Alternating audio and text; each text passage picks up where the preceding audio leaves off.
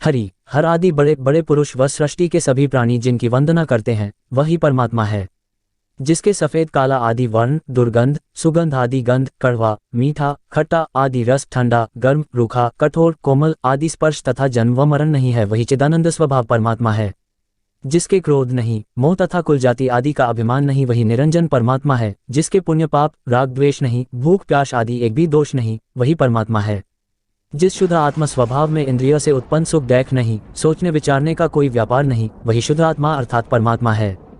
जो निर्मल ध्यान का विषय है, जिसको देखने से पूर्व में किए समस्त पाप नष्ट हो जाते हैं वही परमात्मा है। जन्म मरण, लाभ हानि, सुख दुख, शत्रु मित्र में समान भाव रखने वाले पुरुषों के मन में जो कुछ प्रकट होता है वही परमात्मा है। जिसके ना बंध है ना संसार है तथा जो आत्मा से धाले में रहती है वही परमात्मा है। जो केवल दर्शन और केवल ज्ञानमयी है, जिसका केवल सुख स्वभाव है और अनंत वीर्य वाला है वही परमात्मा है।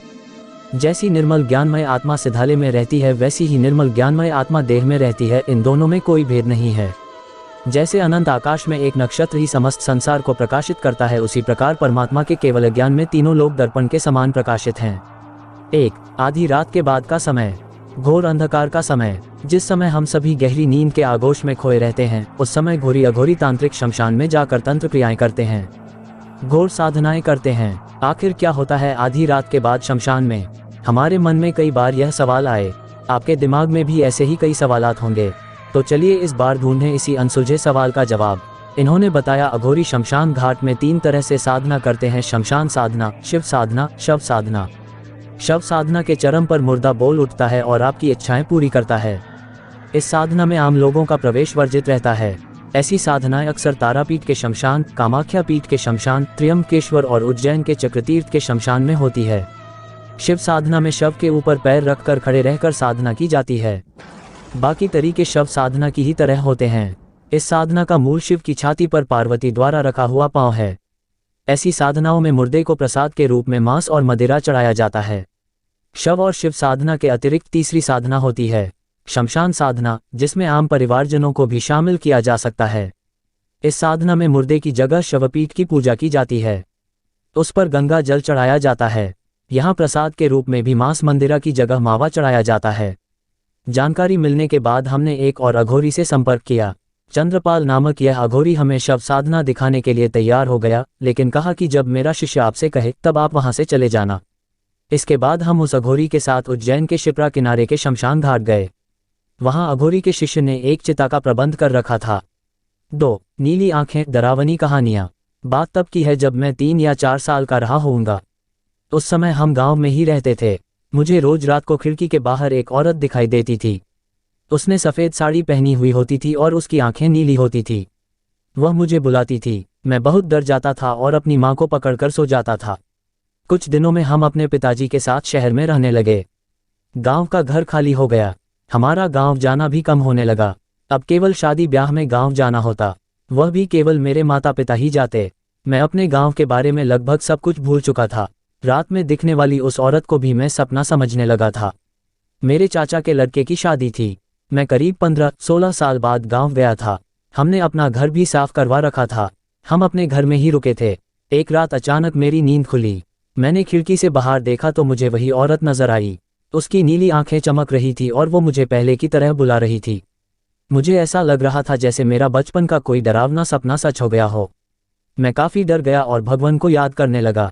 मैंने जल्दी से खिड़की बंद कर दी। उस रात मुझे नींद नहीं आई। मैं अगले दिन से अपने घर पर नहीं सोया और उसके बाद से मैं गांव भी नहीं गया। 3. उन्हें सिरजीत नाम बदला हुआ। हमारे जिले के ही रहने वाले थे और शादीशुदा थे। उनके परिवार में उनके 2 छोटे भाई, माता पिता, पत्नी तथा 2 प्यारे बच्चे थे। हुनैसर जी कोलकाता में किसी सेठ के यहाँ ट्रक की ड्राइवरी करते थे। उन्हें ट्रक पर माल लाद कर दूर दूर के शहरों में जाना पड़ता था। वे बहुत ही मेहनती थे और अपना काम पूरी जिम्मेदारी व ईमानदारी से करते थे। उनके कार्यों से उनका सेठ भी बहुत ही खुश था और हर महीने उन्हें अपने साथ लेकर डाकघर जाता था और 1000-1200 उनके घर मनी ऑर्डर जरूर कराता था। हुनैसर जी की जीवन गाड़ी बहुत ही मजे में चल रही थी। कभी कभी जब उनको माल लेकर लखनऊ, बनारस आदि आना पड़ता तो वे थोड़ा समय निकालकर घर पर भी आ जाते और घर वालों का हालचाल लेने के बाद वापस चले जाते। एक बार की बात है कि हुनैसर जी रात को करीब 10 बजे ट्रक लेकर निकले। उन्हें दिल्ली की ओर जाना था। उनके साथ सामू नाम का एक खलासी भी था। हुनेसर जी खलासी को अपने बेटे जैसा मानते थे और उसे ट्रक चलाना भी सिखाते थे। अब सामू ट्रक चलाने में निपुण भी हो गया था। उस रात सामू ने जिद करके कहा कि आप आराम से सो जाए तो ट्रक चलाकर मैं ले चलता हूँ। हुनेसर जी न कहकर ट्रक खुद चलाते हुए निकल पड़े और सामू उनके बगल में बैठा रहा। रात के करीब 1 बजे होंगे और ट्रक एक चौड़ी सड़क पर तेज गति से दौड़ा चला जा रहा था। अचानक हुनेसर जी को पता नहीं क्या हुआ कि वे सड़क किनारे ट्रक रोककर बीड़ी सुलगाकर पीने लगे। बीड़ी पीने के बाद वे सामू से बोले कि मुझे बहुत नींद आ रही है, अस्तु मैं सोने जा रहा हूँ। तुम एक काम करो, मजे में धीरे धीरे ट्रक चलाकर ले चलो। सामू तो ट्रक चलाना ही चाहता था। उसने हामी भरकर ट्रक की स्टीयरिंग पकड़ ली और धीमी गति से ट्रक को दौड़ाने लगा। लगभग आधे 1 घंटे के बाद जब सामू को लगा कि अब हुनेसर जी गहरी नींद में सो रहे हैं तो उसको मस्ती सूझी। उसने ट्रक की स्पीड बहुत ही तेज कर दी और गुनगुनाते हुए ड्राइविंग करने लगा। अचानक उसे पीछे से एक और ट्रक आती दिखाई पड़ी, शायद जिसकी स्पीड और भी तेज थी। उसने सोचा कि शायद पीछे से आ रही ट्रक उससे आगे निकलना चाहती है। सामू का भी खून अभी तो एकदम नया था, वह भला ऐसा क्यों होने दे। उसने भी ट्रक का एक्सीलेटर चांपते हुए ट्रक को और भी तेज दौड़ाने लगा। अरे ये क्या, उसने ट्रक की स्पीड इतनी बढ़ा दी कि ट्रक अब उसके काबू से बाहर हो गई। वह कुछ सोच पाता इससे पहले ही ट्रक सड़क छोड़कर उतर गई और एक पेड़ से टकराकर पूरी तरह से नष्ट हो गई। इस दुर्घटना में हुनेसर जी तो प्रभु को प्यारे हो गए, पर सामू बच गया। उसे कुछ ट्रक चालकों ने पास के अस्पताल में भर्ती कराकर उसके सेठ को सूचना भिजवा दी थी। सामू 4-5 दिन अस्पताल में पड़ा रहा। उसे अपनी गलती पर बहुत ही पछतावा हो रहा था। उसकी एक गलती से उसके पिता समान हुनेसर जी को अपनी जान गंवानी पड़ी थी। उसका दिल रो पड़ा था, पर अब विधि के विधान के आगे वह कर भी क्या सकता था। उसने तय कर लिया कि अब वह जो भी कमाएगा उसका आधा हुनेसर जी के परिवार को दिया करेगा। अस्पताल से छुट्टी मिलने के बाद वह वापस कोलकाता आ गया। अपने सेठ से मिलकर उसने सारी बात बताई और अपनी गलती पर फूट फूट कर रोने लगा। सेठ ने उसे समझाते हुए कहा कि अब रोने धोने से कुछ होने वाला नहीं, पर हम अभी हुनेसर जी के परिवार वालों को कुछ बताएंगे नहीं और समय समय पर उसके परिवार की मदद करते रहेंगे। इसके साथ ही उन्होंने सामू से एक ऐसी बात बताई जिसे सुनकर सामू पूरी तरह से डर गया, उसके रोंगटे खड़े हो गए। दरअसल सेठ ने सामू को बताया कि हुनेसर जी बराबर बताया करते थे कि मालिक, जब भी यहाँ से माल लेकर दिल्ली के लिए निकलता हूँ तो रात को करीब 1-2 बजे एक सुनसान जगह पर ऐसा लगता है कि कोई ट्रक तेजी से पीछे से आ रहा है और हमें ओवरटेक करने की कोशिश कर रहा है। पीछे देखने पर वह ट्रक दिखाई नहीं देता, पर ट्रक के मिरर में वह साफ साफ ओवरटेक करते हुए दिखता है। कई बार तो मैंने अपने ट्रक को किनारे लगाकर उतर कर देखा तो पीछे कोई ट्रक ही नहीं दिखा। तेजी से आता वह ट्रक केवल रात को ही, और वह भी मिरर में ही दिखता है।